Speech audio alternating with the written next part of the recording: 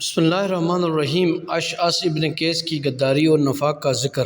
آپ کا ارشاد گرامی ہے جسے اس وقت فرمایا جب کہ ممبر کوفے پر خطبہ دے رہے تھے اور اشعث بن قیس نے ٹوک دیا کہ یہ بیان آپ خود اپنے خلاف دے رہے ہیں۔ آپ نے پہلے نگاہوں کو نیچے کر کے سکوت فرمایا اور پھر پرجلال انداز سے فرمایا، یاد رہے کہ امیر المومنین علیہ السلام نے مسئلے کے تمام احتمالات کا سدباب کر دیا ہے اور اب کسی رائے پرست انسان کے لیے فرار کرنے کا کوئی راستہ نہیں ہے، اور اسے مذہب میں رائے اور قیاس کو استعمال کرنے کے لیے ایک نہ ایک محمل بنیاد کو اختیار کرنا پڑے گا۔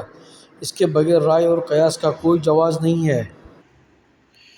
تجھے کیا خبر کہ کون سی بات میرے موافق ہے اور کون سی میرے خلاف ہے؟ تجھ پر خدا اور تمام لعنت کرنے والوں کی لعنت۔ تو سخن باف اور تانے بانے درست کرنے والے کا فرزند ہے۔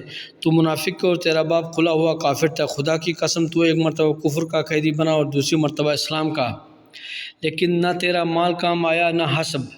اور جو شخص بھی اپنی قوم کی طرف تلوار کو راستہ بتائے گا اور موت کو کھینچ کر لائے گا، وہ اس بات کا حقدار ہے کہ قریب والے اس سے نفرت کریں اور دور والے اس پر بھروسہ نہ کریں۔